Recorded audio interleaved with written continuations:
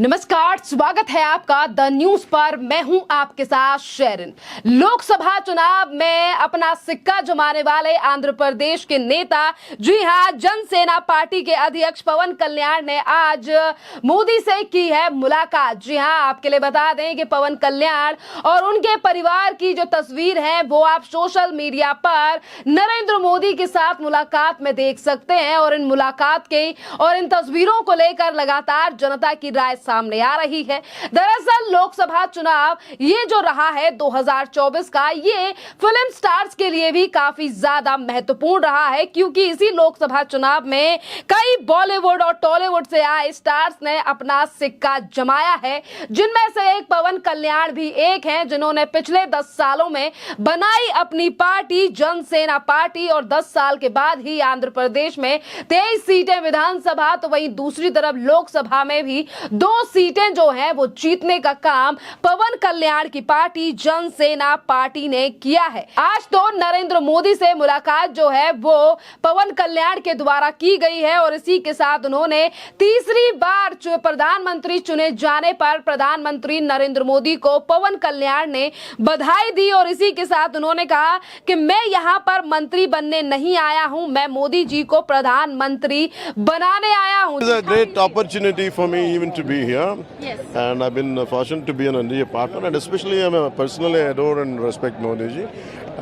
It continued our relationship, and it strengthened, it empowered, and whatever I could bring it to this, and whatever support, and the amount of confidence which it reflects. All of us came together.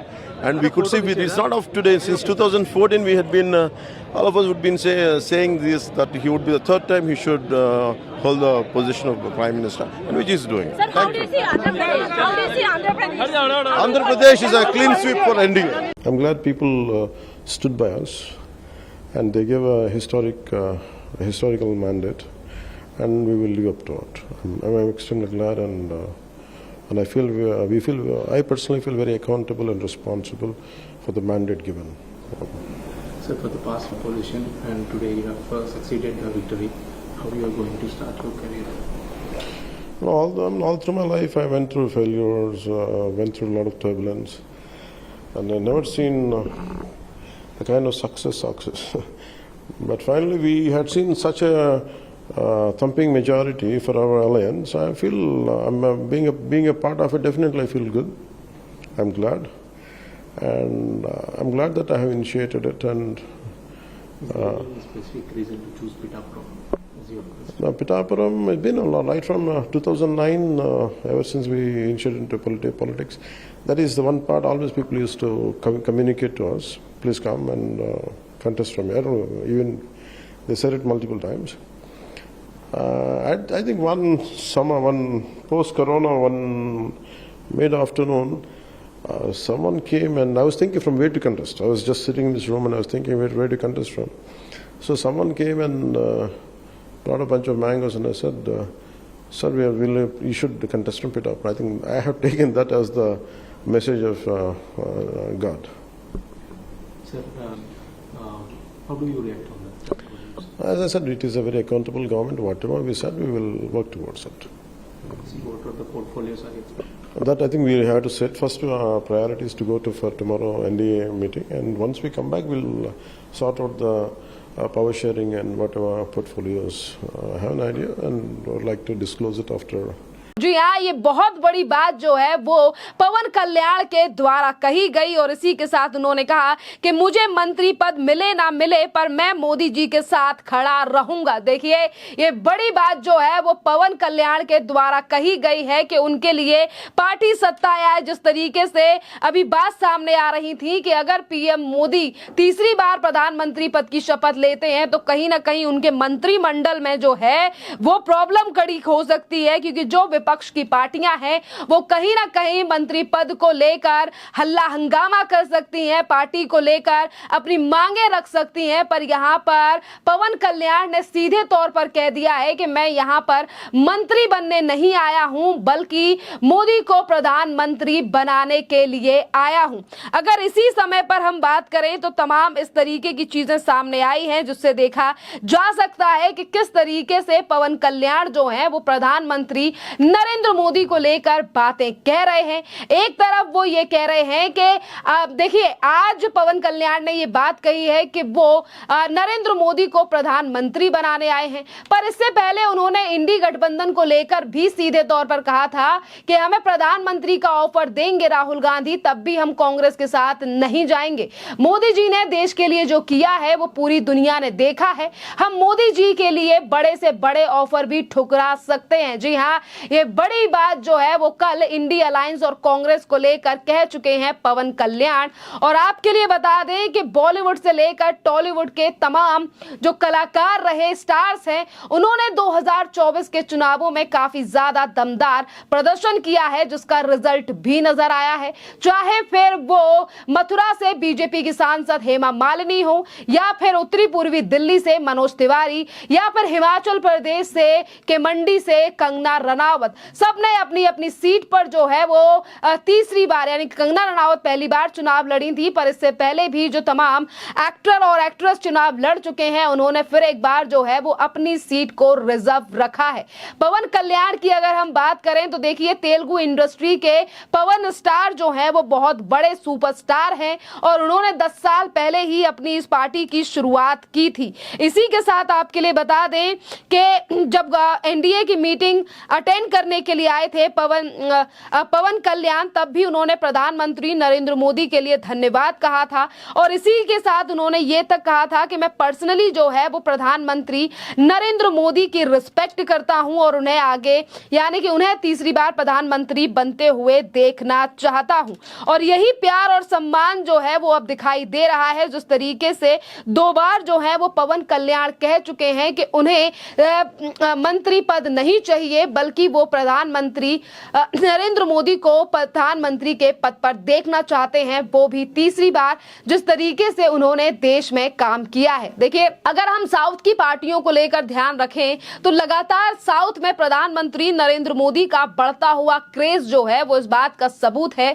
कि आज किस तरीके से तेलुगु हो या फिर south में कोई और राज्य, वहां पर किस तरीके से जो है वो मोदी का ग्राफ बढ़ रहा है कि जनता और वहां की पार्टियां जो हैं वो आज एनडीए के साथ मिलकर खड़ी हैं और मोदी को फिर एक बार प्रधानमंत्री देखना चाहती हैं। इसी के साथ आपके लिए बता दें कि जिस समय पर प्रधानमंत्री नरेंद्र मोदी आंध्र प्रदेश पहुंचे थे इन्हीं लोकसभा चुनाव के लिए चुनाव प्रचार करने के लिए, उस समय पर भी सुनिए आखिरकार क्या कहा था प्रधानमंत्री नरेंद्र मोदी ने। देखिए वहीं पर आप सुनिए कि किस तरीके से प्रधानमंत्री नरेंद्र मोदी ने भी पवन कल्याण को लेकर तमाम बातें कही थी, नजर डालिए आप भी।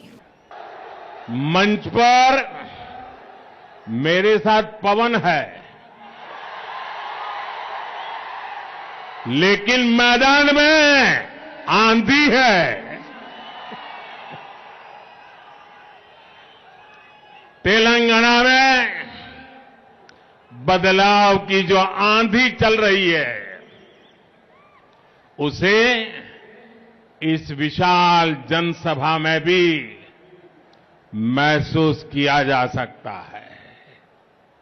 आप लोग तेलंगाना के कोने कोने से आए हैं और अपने साथ एक स्पष्ट संदेश भी लाए हैं। तेलंगाना का विश्वास अब बीजेपी पर है। हमारे बीसी साथी हो, गरीब हो, दलित हो,